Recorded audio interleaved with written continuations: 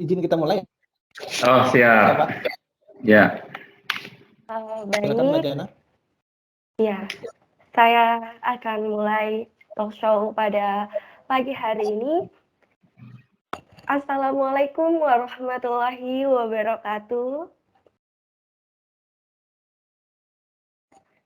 Selamat pagi, salam sejahtera untuk kita semua. Selamat datang Bapak Ibu Perwira Pertamina Group. Pagi ini SOR2 menyelenggarakan salah satu program budaya ngaso. Ngobrol asik SOR2 Inspirational Series.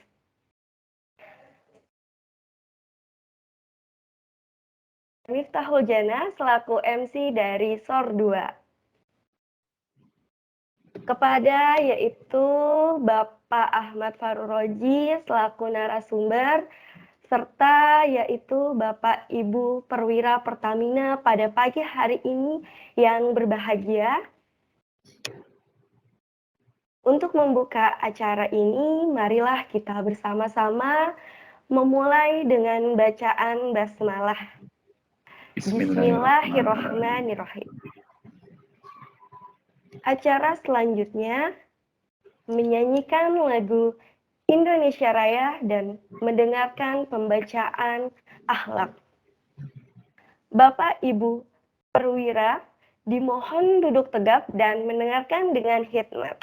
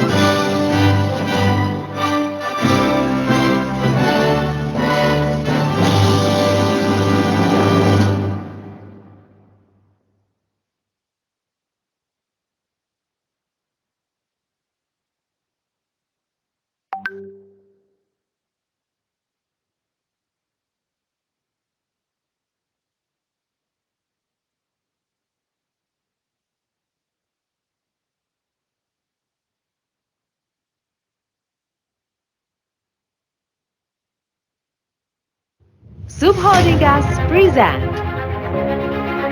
Akhlak.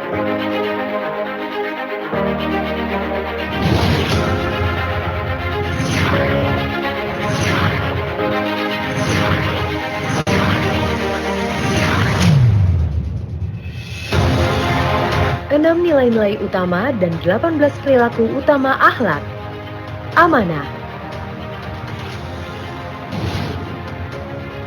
Memenuhi janji dan komitmen.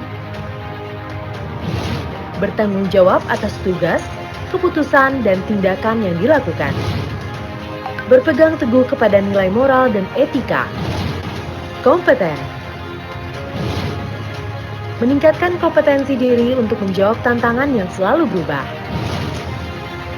membantu orang lain belajar, menyelesaikan tugas dengan kualitas terbaik,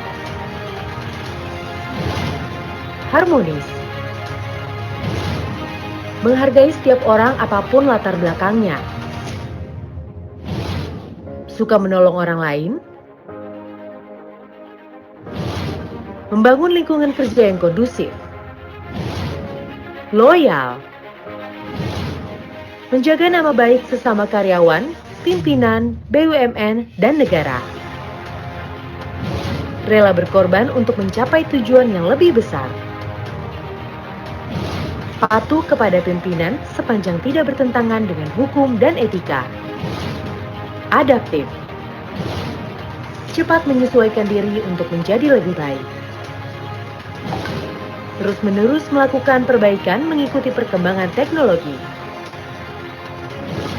Bertindak proaktif, kolaboratif, memberi kesempatan kepada berbagai pihak untuk berkontribusi, terbuka dalam bekerja sama untuk menghasilkan nilai tambah, menggerakkan pemanfaatan berbagai sumber daya bersama.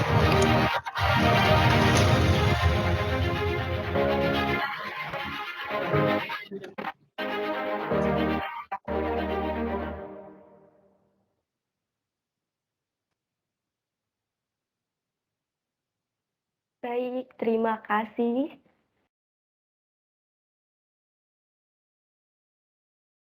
Baik, selanjutnya memasuki acara inti, yaitu pemaparan materi. Terima kasih, selanjutnya memasuki acara inti, yaitu pemaparan materi oleh Bapak Ahmad Fahru Roji, sekaligus diskusi dan tanya jawab, yang akan dipandu secara langsung oleh Bapak Emil selaku moderator. Kepada Bapak Emil, kami persilahkan. Terima kasih. Terima kasih Mbak Jana. Assalamualaikum warahmatullahi wabarakatuh. Selamat pagi Bapak Ibu perwira subholding Pertamina yang kami banggakan beserta peserta undangan lainnya. Alhamdulillah, puji syukur kehadirat Allah Subhanahu wa taala atas berkah dan rahmatnya. Kita masih diberikan kesehatan dan kesempatan untuk bisa hadir secara online pada acara Inspiring Seri Ngaso kedua. Senang sekali saya, Emil Andi Rahman, berkesempatan menjadi moderator yang akan memandu jalannya Ngaso pagi ini. Izin menginformasikan bahwa Pertamina Gas Negara secara berkala melaksanakan Inspiring Series sebagai forum interaksi dan sharing knowledge antara perwira subholding dengan para inspirational leader. Dalam kesempatan kali ini, mengangkat tema Be Creative when you are lost on the true path. Pada pagi ini kita beruntung sekali mendapatkan kesempatan untuk mendengarkan langsung sharing wawasan dari salah satu CEO atau dirut BUMN ternama, seorang dirut yang santun dan berpantun, visioner, serta memiliki segudang pengalaman, yaitu Bapak Ahmad Faroji. Saat ini beliau menjabat sebagai Direktur Utama PT Balai Pustaka atau lebih dikenal dengan julukan Bapak Pantun di lingkungan BUMN. Dalam kesempatan kali ini kita akan banyak mengupas tentang bagaimana perjalanan karir beliau beserta pengalaman leadership. Kemudian mungkin sedikit spoiler gitu ya. Jadi di akhir acara kita semua akan diberikan short course maka pelatihan singkat untuk pembuatan pantun. Kami ucapkan selamat pagi kepada Bapak Ahmad Faroji. Mohon izin untuk lebih mencairkan suasana. Jika berkenan, selanjutnya saya akan memanggil Bapak dengan Pak Oji gitu ya Pak ya. Mohon izin Pak. Ya, siap. Assalamualaikum Pak Oji, apa kabar Pak? Waalaikumsalam, selalu kabar baik, sehat, alhamdulillah. Alhamdulillah, semangat selalu Pak Oji. Senang sekali kita dapat berkesempatan berinteraksi dengan Pak Oji. Mungkin mohon izin Pak Oji, sebelum kita mulai sesi pemaparan, saya mencoba untuk membuka dengan pantun, gitu ya Pak ya. Siap. Jalan-jalan ke kota Palangkaraya, menginjak ranting yang berduri. Mari perwira Pertamina, kita dengarkan bersama aluran rima pantun Pak Oji membangun negeri. Kami persilakan Pak Oji untuk pemaparannya. Terima kasih. Ya, Assalamualaikum warahmatullahi wabarakatuh. Perwira Pertamina di mana saja berada. Kebetulan sebelum saya menyampaikan materi ini, saya sudah sampaikan juga ke Bu Nike, Dirut Pertamina, Bu Emma, Direktur Keuangan, dan Direksi-Direksi Pertamina, termasuk Dirut PGN Pak Haryo. Mereka antusias mengikuti apa yang digeliatkan oleh perwira Pertamina, sehingga berharap apa yang kita lakukan hari ini bermanfaat untuk Pertamina dan juga untuk Balai Pustaka dan untuk kita semua. Amin ya rabbal alamin. Amin. Saya mulai dengan pantun khas Balai Pustaka. Indah berkembang bunga cempaka, sinar rembulan penghias angkasa. Saya datang dari Balai Pustaka, Istana Peradaban Kebanggaan Bangsa. Cakep. Ya. Ini Mohon tolong izin Pak Oji, mohon ya. maaf. Boleh dinyalakan kamera Pak, biar kami bisa ini Pak melihat langsung gitu Pak. Oh, ini sudah nyala ya kameranya? Belum Kak, di kami belum terlihat Pak, mohon maaf Pak. Bentar.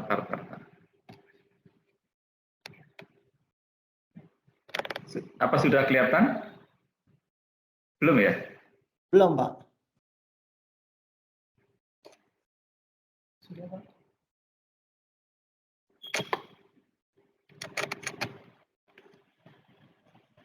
Sudah. Kalau ini mati.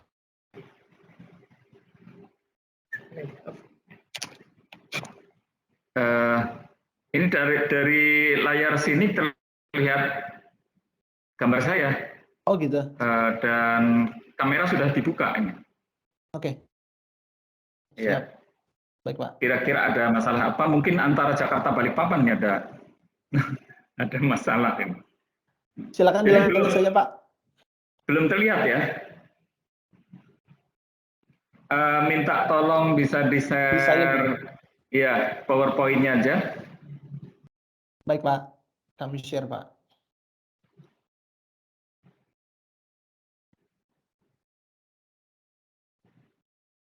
Ya, tadi pantun yang saya sampaikan ada di lembar kedua, minta dilanjutkan aja.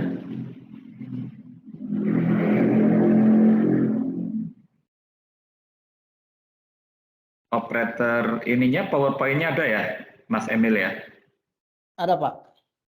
Nah, kemudian selanjutnya ada foto saya sama Pak Erick Thohir, sengaja saya tampilkan di halaman 3. Ini foto Pak Erick Thohir yang sebelah kiri adalah logo BUMN lama dan ini logo BUMN baru yang pada saat Pak Erick Thohir baru 1 bulan menjabat, saya minta beliau memberikan testimoni film Siti Nurbaya yang diproduksi oleh Balai Pustaka. Dan mohon dengan sangat nanti perwira Pertamina untuk berbondong-bondong menyaksikan film Siti Nurbaya saat nanti tampil di layar lebar.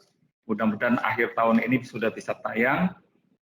Sedangkan Pak Erick Thohir yang sebelah kanan adalah pada saat saya diundang khusus agar saya sudah mulai kerjasama dengan Marvel. Jadi kami diminta untuk menemui Marvel, Disney, kemudian Hollywood, dan lain-lain.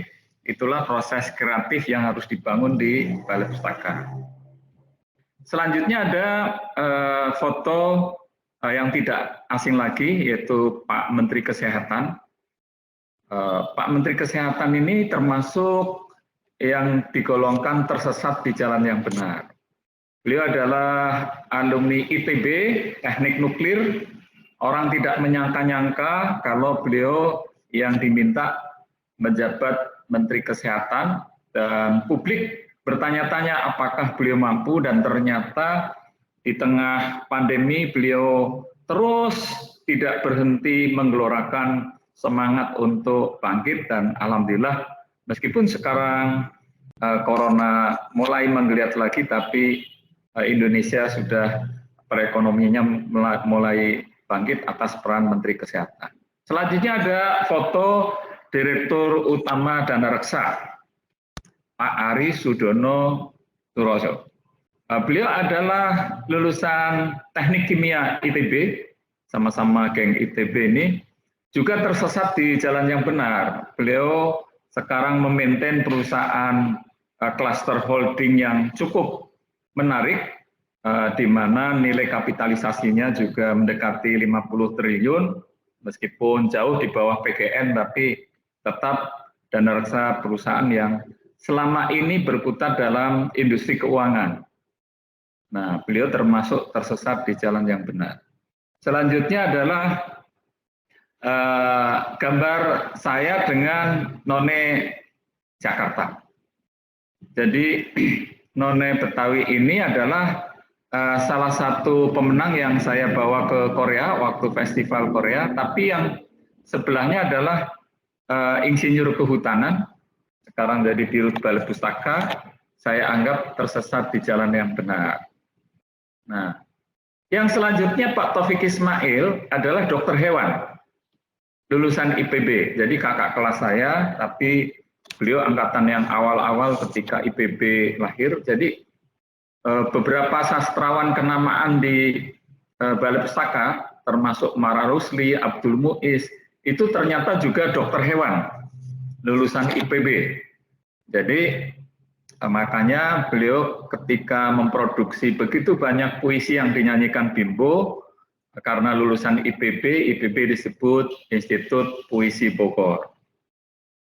Beliau juga tergolong tersesat di jalan yang benar, lebih menekuni dunia sastra daripada profesional sebagai dokter hewan. Nah, selanjutnya ketika saya diminta untuk jadi Dirut Balai Pustaka, apa yang saya lakukan? Itu di gambar selanjutnya, saya melakukan mengajak seluruh karyawan Balai Pustaka. Perlu saya sampaikan kepada perwira Pertamina, pada saat saya masuk, karyawan Balai Pustaka sudah tidak gajian 6 bulan. Kemudian lampu separuh mati karena tidak mampu bayar. Utang pajak hampir di atas 5 tahun, kemudian utang BPJS, orang sakit nggak bisa masuk rumah sakit, suasana menggenaskan. Bahkan mereka ketika saya minta masuk, malah berpuisi. Buat apa Bapak memanggil kami? Kehormatan kami sudah jatuh di depan istri karena tidak pernah terima gaji. Gitu. Itu hafal saya puisinya. Maka kita melakukan value creation dengan berbagai cara. Nah, selanjutnya kita akan perlihatkan bahwa lompatan katak itu biasa disampaikan pada saat sesi manajemen pelatihan manajemen strategik. Jadi bagaimana kita membuat quantum leap, lompatan, dan saya tahu PGN, Pertamina juga sering melakukan lompatan-lompatan besar agar perusahaan tetap sustain dan bisa terus berkembang. Selanjutnya kita juga berpikir strategik, meskipun kita Balai Pustaka kecil, tapi berpikirnya selalu besar, sehingga teman-teman yang ada di Balai Pustaka semula tidak ada milenial, sekarang lebih dari 50%-nya milenial. Kalau Mas Emil dan kawan-kawan dari Perwira Pertamina bertanya, berapa karyawan Balai Pustaka? Existing yang organik itu tidak sampai 100 orang. Tetapi yang outsourcing-nya lebih dari 300 orang. Dan itu yang terhebat dibandingkan BUMN lain termasuk Pertamina. Jadi Chelsea Isan, Reza Rahardian, Marsa Timothy, Atika Hasiolan, kemudian Iqbal Ramadan, Chico Jericho, itu adalah outsourcing-nya Balai Pustaka. Ketika mereka mengerjakan proyek-proyek Balai Pustaka dalam bentuk film, sinetron, kemudian pementasan, itu menjadi outsourcingnya Balai Pustaka. Ini adalah wajah Kafe Sastra Balai Pustaka. Jadi kalau teman-teman perwira Pertamina mau hangout atau mau meeting, itu bisa dilakukan di sini. Pada saat Freeport mau kembali ke Inalum, ke Indonesia, salah satu sesi meetingnya dilakukan Menteri bersama beberapa deputi di Kafe Sastra ini. Karena jauh dari jangkauan wartawan, kemudian beberapa kali Garuda Indonesia, beberapa direkturnya sama milenial dan pramugarinya meeting di Kafe Sastra. Dan Kafe Sastra ini menjadi tumpuan para komunitas sastra untuk berkumpul. Ada panggung kecilnya, dan Bu Nike pernah membacakan puisi. Di slide berikutnya ada Bu Nike tampil di Kafe Sastra Balai Pustaka di Istana Peradaban. Dan Bu Nike sudah datang 3 kali di Kafe Sastra, pertanda bahwa beliau itu sangat antusias terhadap perjalanan sastra Indonesia. Nah, kalau Bu Nike saja sudah ke Kafe Sastra, kalau perwira Pertamina belum, berarti belum bisa mengikuti jejak Direktur Utama Pertamina. Kalau pengen jadi Dirut Pertamina atau Direksi Pertamina, silahkan datang dulu ke Balai Pustaka.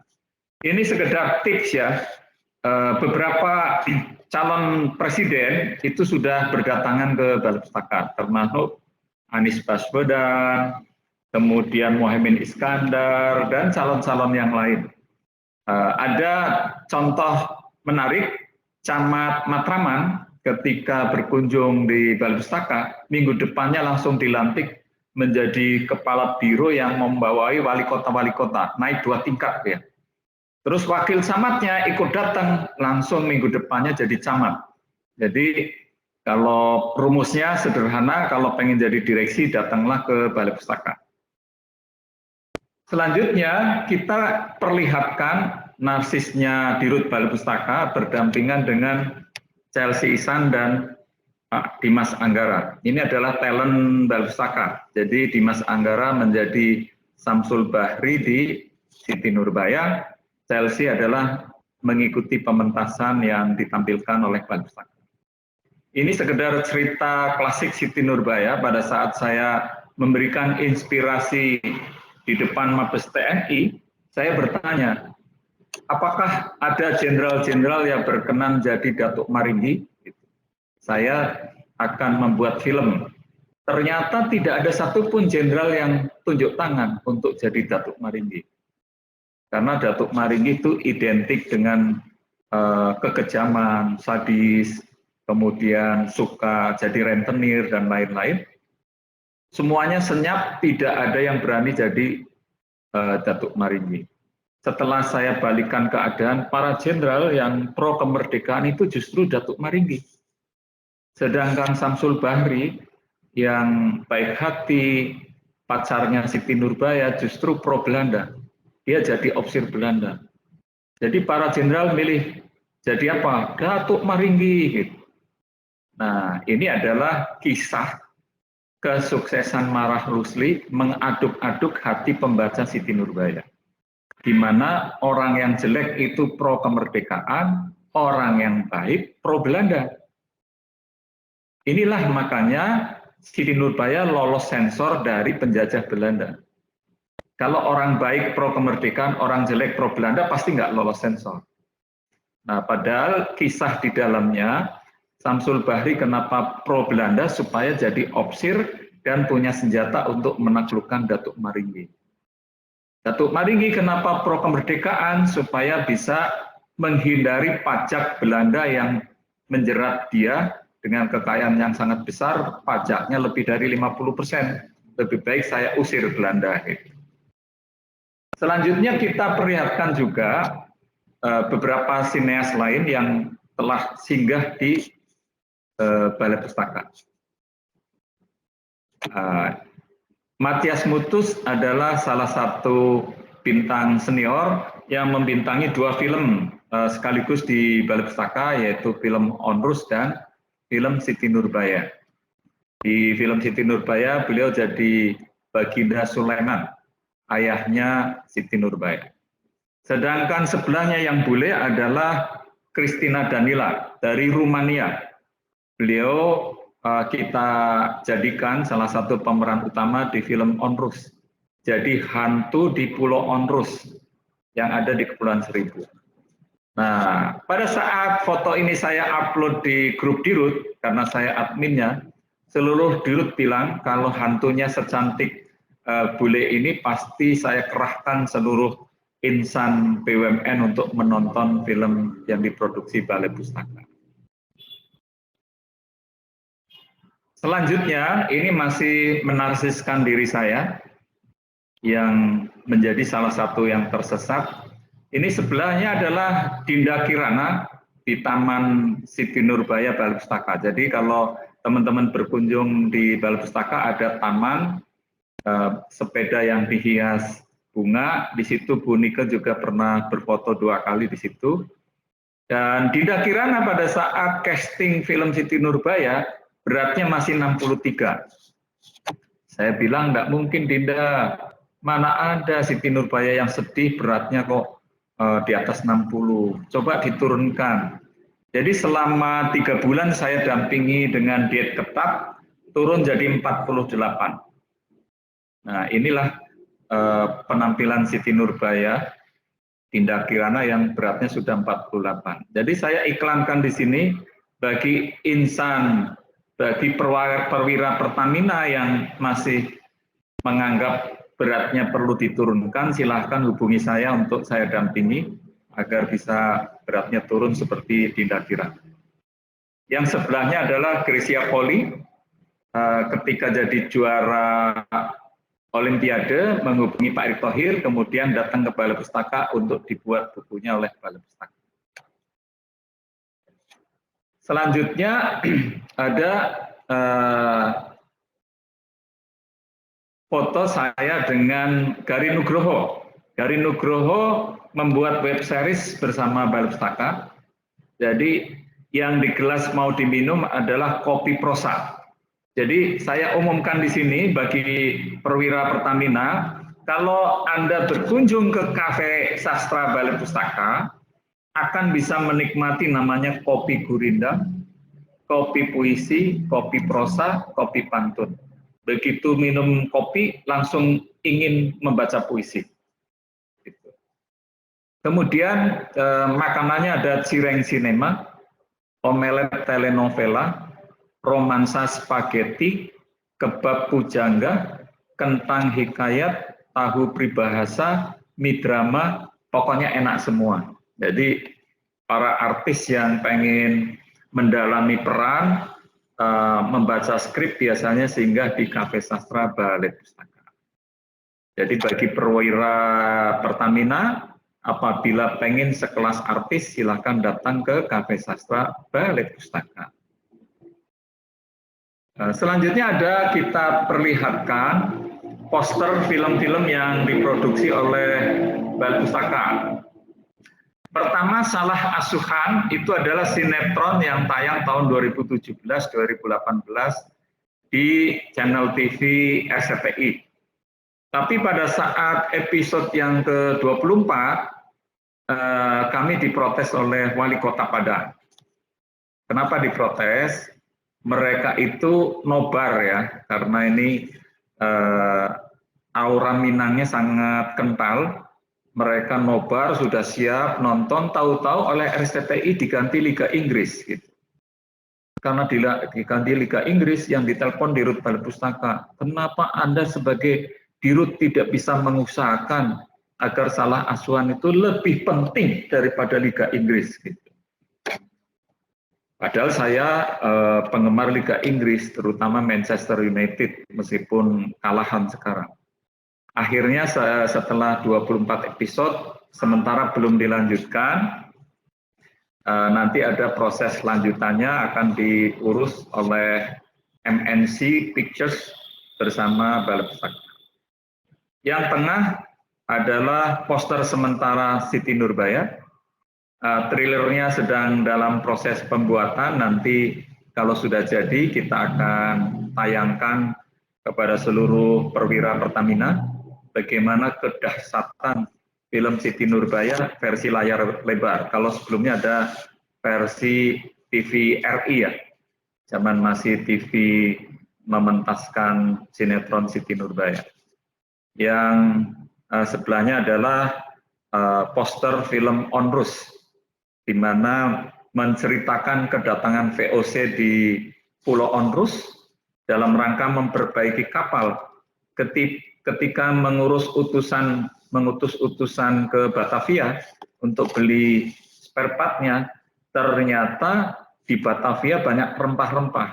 Akhirnya mereka mengurungkan niatnya untuk melanjutkan perjalanan ke Pasifik, ke Australia, ke New Zealand, tapi berhenti di Indonesia. Jadilah VOC penjajah korporasi ya, korporasi penjajah pertama di dunia. Jadi ketika Bu Mega bilang Belanda sebetulnya bukan 350 tahun itu benar. Karena 150 tahun diantaranya adalah korporasi VOC, bukan Belandanya. Jadi pemegang saham VOC bukan hanya Belanda, tapi termasuk ada Inggris dan negara-negara lain. Lanjut. Ini adalah poster selanjutnya adalah poster film animasi, dan ini pernah dijadikan film untuk ditayangkan di pedalaman-pedalaman yang dibina oleh para BUMN termasuk PGN pada tahun 2016. Ini dijadikan alat untuk memperingati Hari Kemerdekaan Republik Indonesia pada tahun 2016. Beberapa film yang diproduksi oleh Balai Pustaka yaitu film animasi.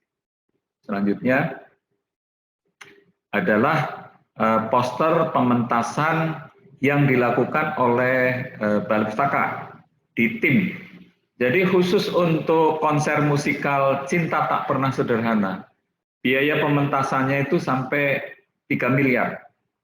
Tapi penghasilannya 4,5 miliar. Jadi kami untung 1,5 miliar, diantaranya dari tiket terjual habis, seluruh duta besar ikut menyaksikan bagaimana Reza membawakan puisi dengan cara dinyanyikan. Kemudian ada Marsha Timothy, Atika Siolan, Chelsea Isan, dan lain-lain. Kemudian kita secara virtual pada saat pandemi mementaskan deklamasi atau pembacaan puisi secara virtual, di mana ada Iqbal Ramadan, Chico Jericho, Christine Hakim, Slamet Raharjo, dan lain-lain. Selanjutnya kita perlihatkan milenial Balai Pustaka yang sudah berlabuh. Dulu sama sekali Balai Pustaka tidak ada milenial yang berkenan untuk menjadi talent Balai Pustaka. Tapi sekarang ada di gambar selanjutnya.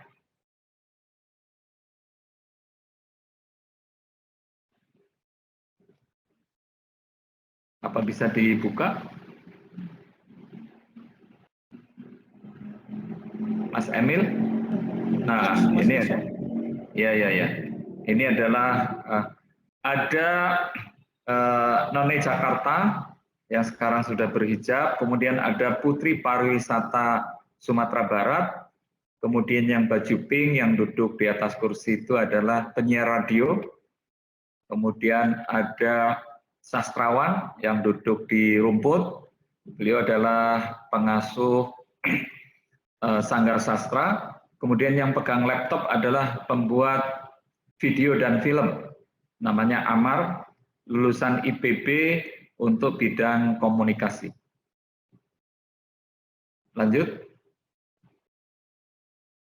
Kita perlihatkan betapa Balai Pustaka kental dengan literasi. Jadi ini ada salam literasi bersama Mbak Najwa Shihab. Pada saat era sebelum Pak Erick Thohir, kita dengungkan pembuatan taman bacaan, ada 1.000 taman bacaan, termasuk taman bacaan digital, dan PGN bersama anak usahanya, termasuk Transgas Indonesia, itu juga sudah berdedikasi mendirikan taman bacaan yang dibina bersama Balai Pustaka. Lanjut.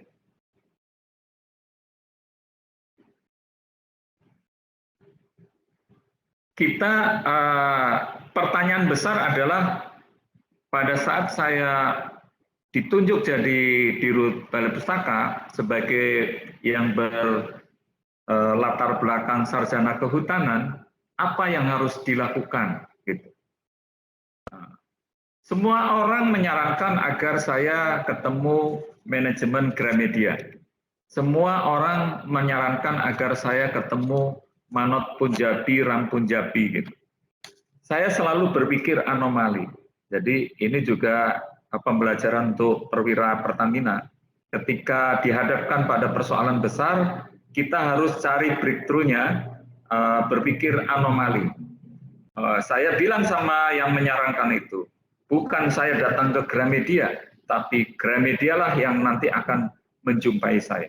Demikian juga Manot Punjabi, Ram Punjabi, Max Picture, ada MD Entertainment, dan lain-lain. Saya buktikan mereka yang akan datang ke Balai Pustaka. Ternyata benar sekali, di tengah-tengah Gramedia sekarang sulit laku, ternyata manajemennya datang ke Balai Pustaka. Mas Bro, Anda kan membangun taman bacaan itu CSR BUMN, lebih dari 1000. Bisa nggak sebagian bukunya dari Gramedia? Dan ternyata terbukti Gramedia yang datang ke Balai Pustaka. Dan sekarang di store-store-nya Gramedia ada buku-buku Balai Pustaka. Tanpa saya harus datang, mereka yang datang ke Balai Pustaka. Termasuk Manot Punjabi. Ini sekedar informasi untuk perwira Pertamina ya. Manot Punjabi, MD Entertainment itu yang membuat film Habibie Ainun dan Ayat-Ayat Cinta. Manot Punjabi bilang, Mas Faroji, pada saat kami mau membuat ayat-ayat cinta, sebagian besar masih bahasa Arab. Coba bayangkan penontonnya Indonesia. Jadi saya minta di-cancel selama 1 tahun, saya ikut detail mengecek satu persatu naskah, skenario maupun skripnya. Bayangkan seorang pemilik perusahaan besar, dia berusaha untuk detail. Nah, maka saya sarankan pada perwira Pertamina, sebelum jadi direksi, sebelum jadi CEO, maka dari sekarang harus go detail, latihan. Ini tips nanti pada saat fit and proper calon direksi ya. Nanti Mas Emil misalnya beberapa waktu ke depan ikut fit and proper jadi calon direksi gitu. Maka ada pilihan, ya apakah Anda suka berpikir makro, berpikir besar, atau detail? CEO yang baik adalah berpikir detail. Semakin detail, maka dia akan membuat seluruh permasalahan diselesaikan dari mulai yang sangat kecil sampai yang besar. Jadi kita usahakan Balai Pustaka menjadi bukan hanya memasuki industri kreatif, tapi memasuki industri super kreatif. Selanjutnya, jadi dalam rangka untuk meningkatkan Balai Pustaka agar menjadi IP licensing company, IP itu intellectual property, di mana judul-judul di Balai Pustaka, kalau teman-teman nanti berkunjung, ada yang buku sebelum tahun 1900, naskah kuno, bahkan ada Bible yang bertulis Batak, jadi ada Bible berhuruf Batak itu ada, tahun 1859. Ada sejarah perkereta apian, jadi Lawang Sewu didirikan kapan? Itu berbahasa Belanda bukunya.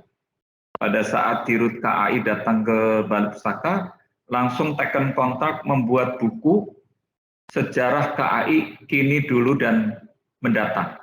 Itu kontraktualnya hampir 2 miliar hanya untuk beli IP yang ada di Balai Pustaka. Selanjutnya kita akan perlihatkan skema Balai Pustaka untuk dikembangkan. Ini yang membuat sarjana kehutanan nih, Mas Emil. Bagaimana kita menjemput harapan kerjasama dengan Maxstream, Marvel, dan hari ini jam 2 Balai Pustaka dipertemukan dengan Telkom oleh Pak Wamen II, juga dengan PFN, bagaimana pemanfaatan IP Balai Pustaka yang jumlahnya lebih dari 10.000 agar setiap saat dibuat, ada yang berupa web series, ada yang berupa sinetron, ada yang berupa film animasi, ada yang berupa layar lebar, dan lain-lain. Jadi kita sudah bergerak ke depan, dan kita akan buktikan salah satu yang akan dikibarkan. Kalau teman-teman lihat Netflix, pasti yang dibuka adalah drakor. Kita akan melebihi drakor. Ini ada IP yang sangat menarik, judulnya adalah Panji Semirang. Jadi selanjutnya kita akan perlihatkan bagaimana benchmark-nya Balai Pustaka untuk membuat film di slide berikutnya.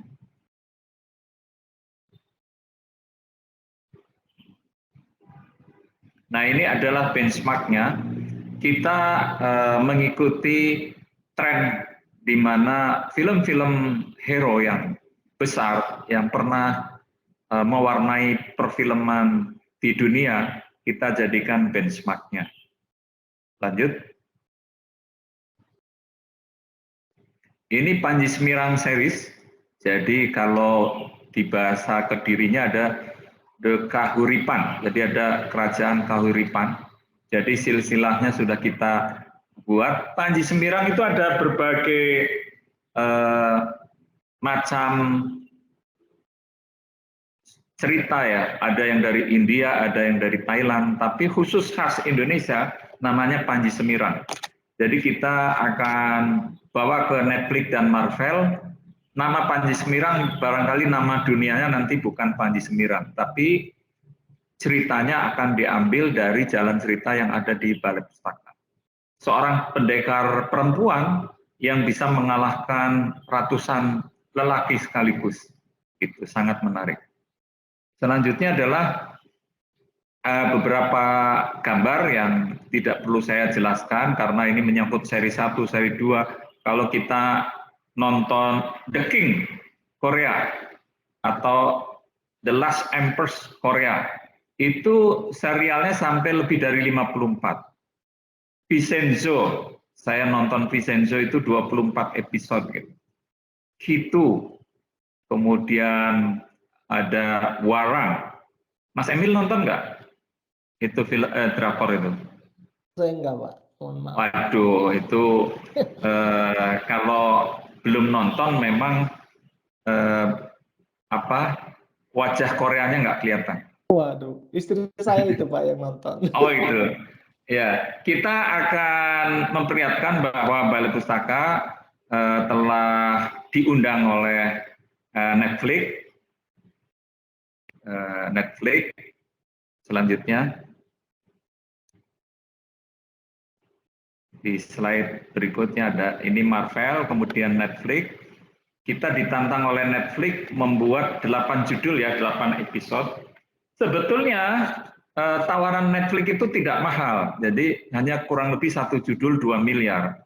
Nah 2 miliar kalau dikerjakan relatif bisa menarik 1 judul, tapi minta syutingnya di Malaysia. Pada saat pandemi, kita diminta untuk isolasi 14 hari di hotel. Setelah dihitung, itu ternyata total biayanya lebih dari 2 miliar per judul. Makanya kita sementara hentikan dulu. Nanti pada saat waktu yang tepat kita akan mulai kontraktual dengan Netflix dengan judul-judul yang ada di Balai Pustaka. Demikian juga dengan Disney. Ada cerita-cerita yang lebih menarik daripada Cinderella dan cerita-cerita yang lain ada di Disney. Jadi kita sebetulnya punya judul-judul yang lebih menarik. Kemudian yang terakhir kita bergerak di industri NFT, crypto aset. Jadi kalau perwira Pertamina pasti akrab dengan masalah kripto ya, baik Bitcoin maupun Ethereum ya. Teman-teman mungkin sudah ada yang belanja NFT. Nah, kita akan memunculkan cerita yang menarik yaitu yang mau diangkat ke NFT, Stambul Cinta dari Bali. Mungkin perwira Pertamina belum pernah ada yang dengar. Kisah cintanya orang tuanya Soekarno. Seorang guru dari Pulau Jawa datang ke Bali, kemudian ketika melewati sungai pakai sepedanya, melihat ada gadis Bali lagi pada mandi gitu. Biasa, laki-laki kalau ada perempuan mandi, kayak cakap taruh kan, melihat, ternyata ada yang cantik sekali. Itulah yang menjadi istrinya orang tuanya Soekarno gitu. Nah, kisah cinta antar suku, antar agama, di mana Islam menikah sama Hindu zaman dulu, itu juga sudah terjadi polemik gitu. Dan benar-benar ceritanya menarik sehingga kemarin sempat menjadi bahan untuk dikupas oleh Seknek ya, Sekretariat Negara, agar buku ini bisa dijadikan salah satu cenderamata kalau di G20. Tapi saya bilang nanti dulu karena yang penting keluarga Bu Meganya bisa memberikan restu, kemudian kita masukkan NFT dulu, nanti setiap buku harganya dengan harga yang cukup bagus, kemudian ada koin emas bergambar keluarga dari ayahnya Soekarno. Koin emasnya itu masing-masing 20 gram, kemudian sudah kita menghubungi Peruri untuk mencetaknya. Nanti NFT pertama kali di BUMN adalah yang diinisiasi oleh Balai Pustaka. Nah, beberapa ikon NFT dunia kita perlihatkan selanjutnya. Sebetulnya seperti Ghazali yang pernah foto selfie ya, selama 3 tahun berturut-turut sekarang sudah mengumpulkan uang lebih dari, konon katanya lebih dari 40 miliar hanya karena selfie tiap hari. Sebetulnya bukan karena hebatnya foto, bukan karena konsistensi foto, tapi viralisasi. Jadi salah satu master chef-nya RCTI, Arnold, itu punya komunitas NFT, dia yang memviralkan. Yuk kita beli gitu. Akhirnya berbondong-bondong beli. Padahal fotonya bukan untuk dimiliki, tapi seperti menjadi aset, makanya disebut kripto aset. Gitu. Selanjutnya kita juga akan memperlihatkan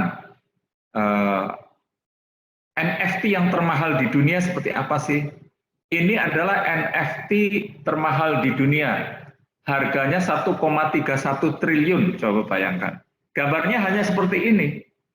Tapi menurut informasi, ini adalah gambar yang dipotret dari ruang angkasa.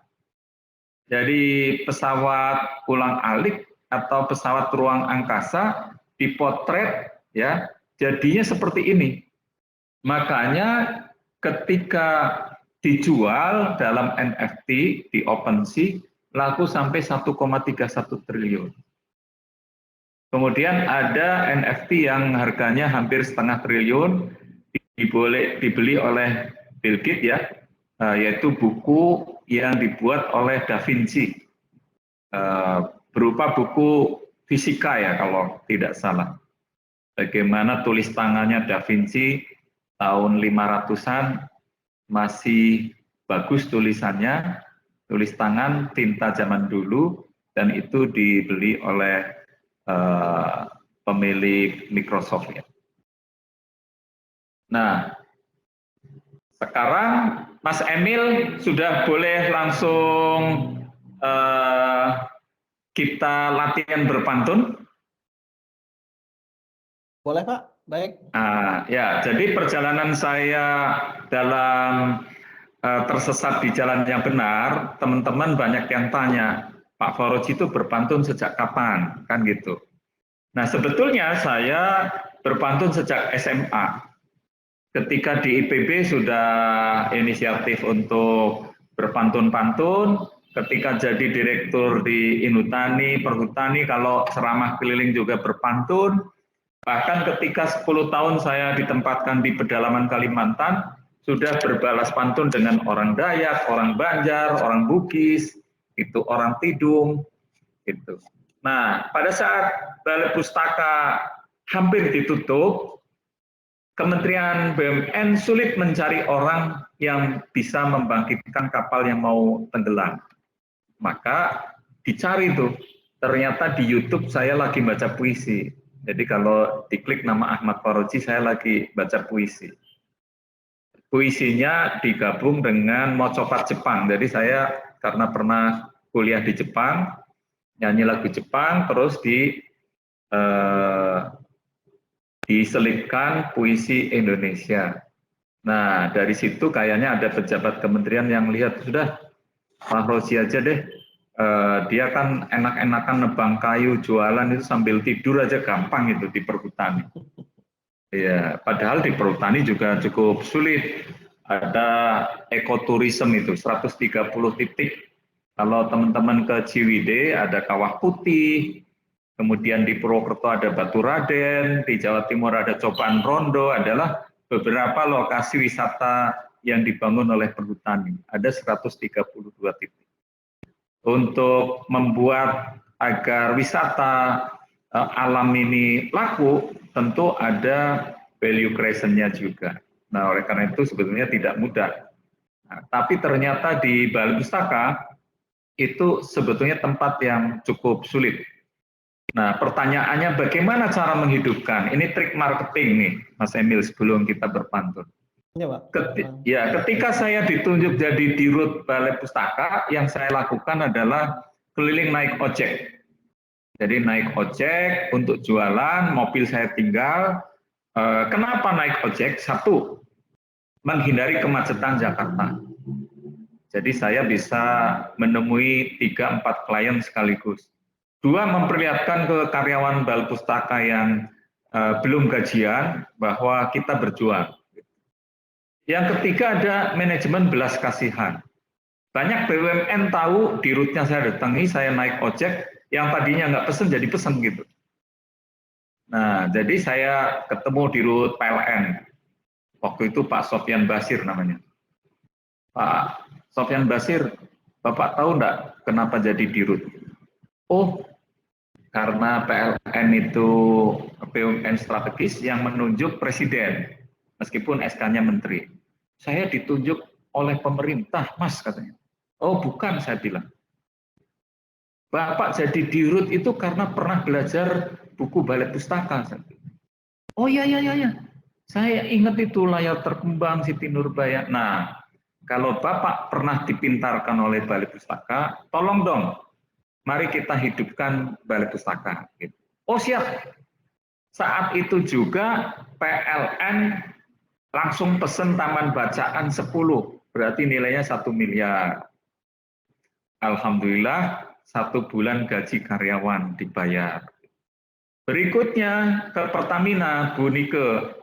Itulah sejarah Balai Pustaka bisa membayar gaji Balai Pustaka yang terhutang sekaligus. Karena ada pesan dari Dirut Pertamina 100 taman bacaan, senilai 10 miliar.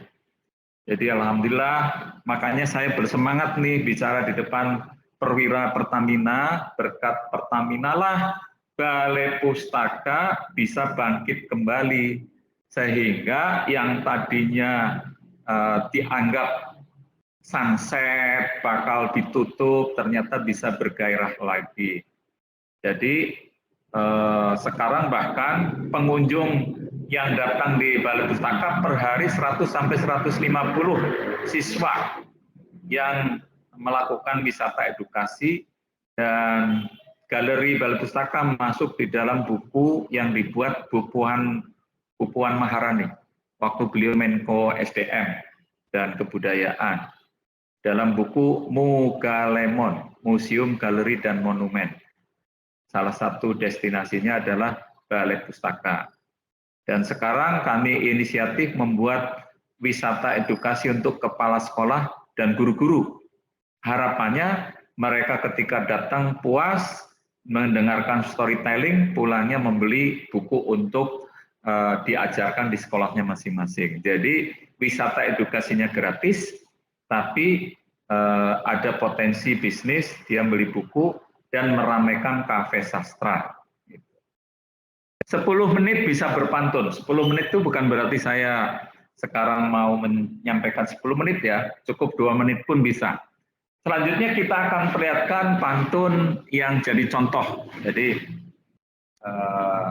nanti teman-teman kalau menyampaikan pertanyaan akan kita berikan buku pantun. Jadi pilihannya 3 penanya yang dianggap memenuhi syarat kita beri pantun, termasuk moderator sama Mas Emil kita kasih tanpa bertanya pun kita kasih buku pantun. Alhamdulillah. Makasih. Dan buku pantun saya terpilih menjadi buku terbaik nasional tahun 2021.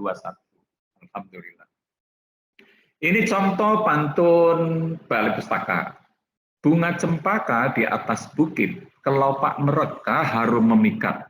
Balai Pustaka saatnya bangkit, makin berubah dan bermartabat. Nah, bagaimana cara membuat pantun seperti ini? Jadi baris pertama kedua namanya sampiran, baris ketiga keempat namanya isi. Jadi sebetulnya banyak orang berpantun salah kaprah. Jadi beli bubur di Mbak Mimin gitu, itu contoh pantun yang dianggap kurang menarik gitu. Kalau sudah menyebut nama di baris pertama atau kedua. Jadi di baris pertama kedua biasanya tentang keindahan alam, tentang perjalanan, kayak tadi Mas Emil kan jalan-jalan misalnya ke kota mana, itu adalah sampiran umum ya. Nah, halaman selanjutnya kita akan perlihatkan bagaimana cara membuat pantun yang seperti ini. Jadi di slide berikutnya ada tata caranya dan rahasianya di sini. Coba dalam membuat pantun, maka kita yang perlu dibuat adalah baris ketiga keempat dulu, yaitu isinya yang mau disampaikan. Di sini kan isinya Balai Pustaka saatnya bangkit, makin berubah dan bermartabat. Kalau pengen pantun itu indah, maka bukan hanya AB-AB di ujung, tapi dari mulai tengah. Balai Pustaka itu berakhiran K, makin berubah, berakhiran A, saatnya bangkit, itu berakhiran I, dan bermartabat,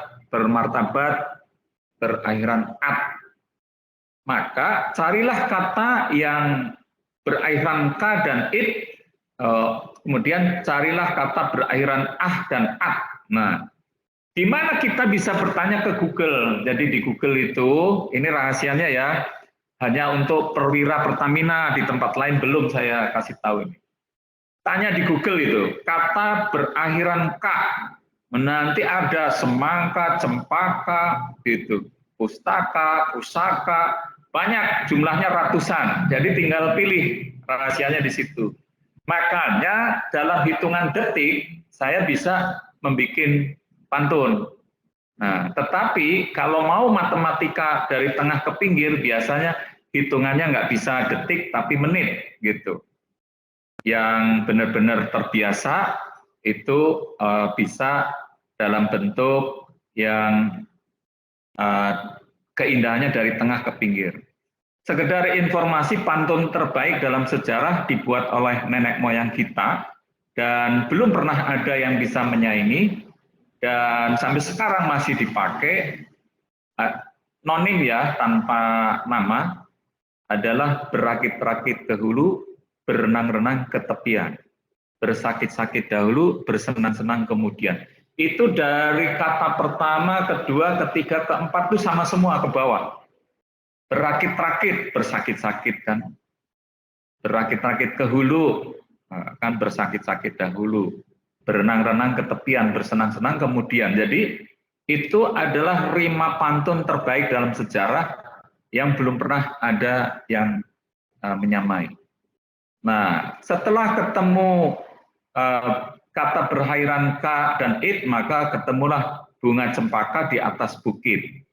Ketika sudah ketemu berakhiran ah dan at, maka ketemulah kata-kata yaitu kelopak merekah harum memikat gitu. Jadi di situ akan terlihat betapa mudahnya kita buat pantun. Selanjutnya pantun PGN yang pernah tayang ya. Di slide berikutnya kita akan sejarah kita membuat pantun PGN. Jadi ini Pak Haryo ucapan terima kasih. Sebelum kita membuat pantun, maka kita tahu bagaimana tagline-nya PGN pada saat hari ulang tahun ke-57. Di situ ada kata menjalin kolaborasi. Maka 57 tahun PGN menjalin kolaborasi. Kemudian baris keempat, apa message-nya? Itu dari visinya PGN, yaitu solusi lengkap pemanfaatan gas bumi. Nah, dua message ini, tagline sama visi PGN masuk dua-duanya diisi. Nah, bagaimana cara agar semua rimanya masuk? Jadi kita buat sampirannya berdasarkan keindahan alam. Gitu.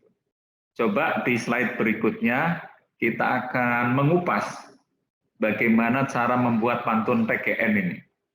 Yaitu ketika kita menemukan isi 57 tahun PGN, maka di situ ada kata tahun.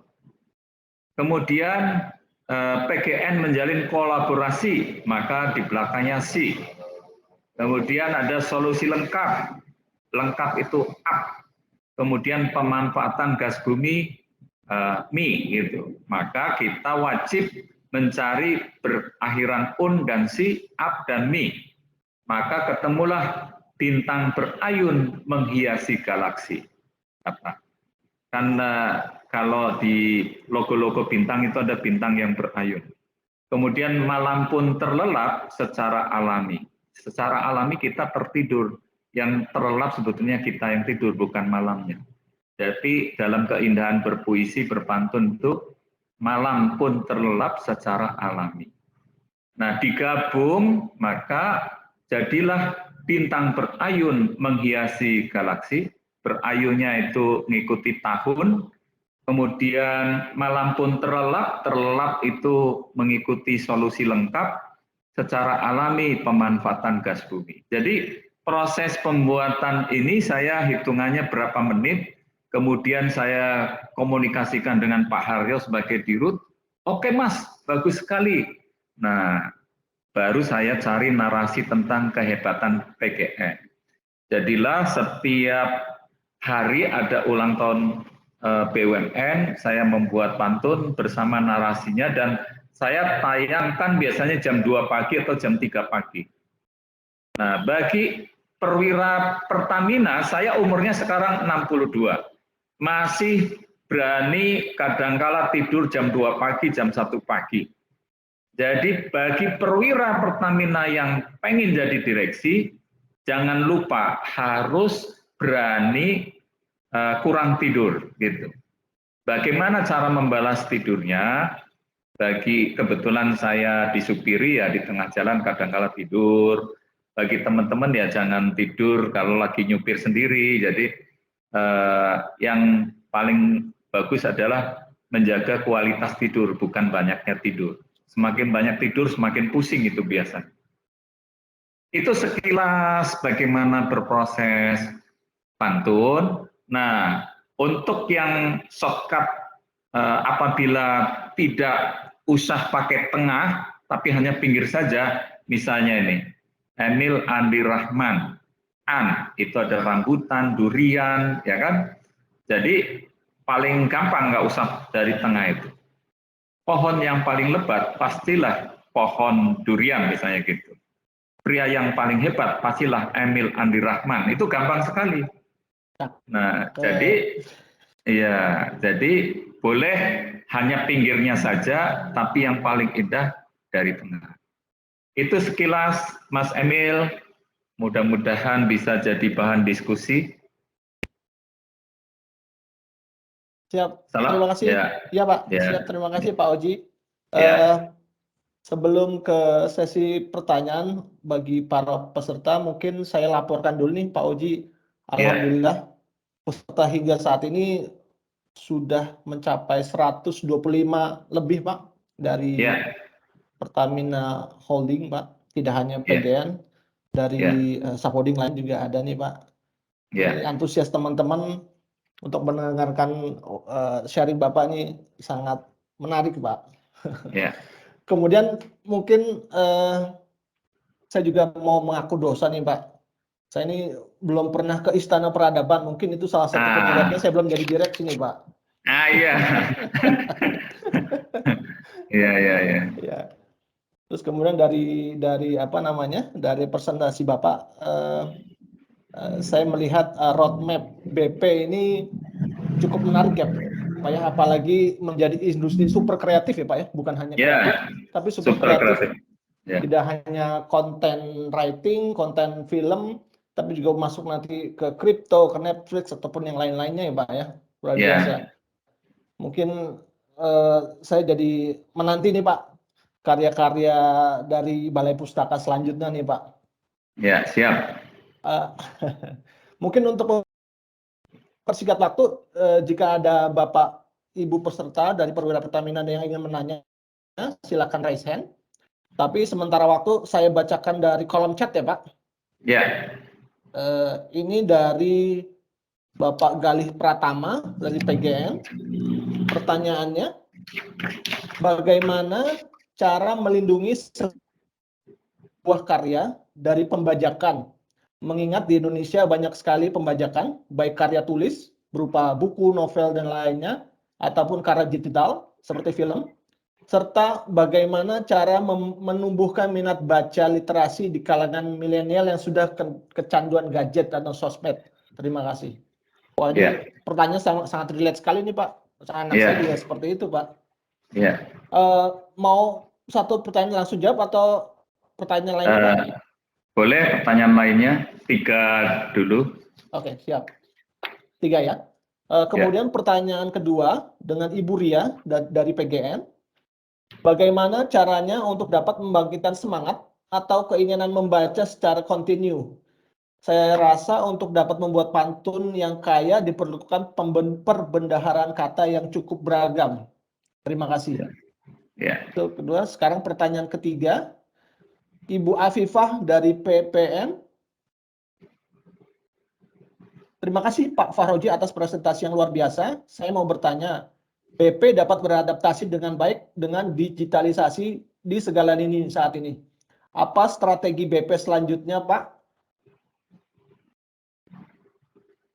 Dan teknologi yang cukup cepat dan masif, terutama bagaimana menarik minat baca Gen Z di tengah tsunami medsos, maraknya tsunami medsos, sehingga kami generasi muda mulai kehilangan minat baca karya buku tulis. Terima kasih sebelum Pak Uji. Itu 3 pertanyaan dulu, Pak. Oke, siap. Siap. Jadi besok sore itu saya diminta Jaya Suprana, pemilik akun dan memilih akun Kerilu Monologi ya, sama channel YouTube Jaya Suprana Show, sama dia pemegang untuk lisensi Museum Rekor Indonesia. Jadi jam 2 besok sore itu diminta untuk menyampaikan proses kreatif berpantun, tapi mungkin berbeda dengan hari ini, khusus untuk pantun. Kemudian ada keliru monologi dalam berpantun. Jadi kalau pantun itu hanya 2 baris, sebetulnya bukan pantun. Misalnya, naik delman menuju Sragen, Emil Andi Rahman memang keren. Itu hanya 2 baris, sebetulnya bukan pantun. Itu namanya Karmina. Nah, itu akan dikupas di Jaya Suprana Show besok sore. Nah, Mbak Afifah dari yang pertanyaan terakhir, Balai Pustaka strategi untuk beradaptasi itu melalui berbagai macam sinergi, kolaborasi, terutama dengan BUMN besar ya, termasuk Telkom, Pertamina,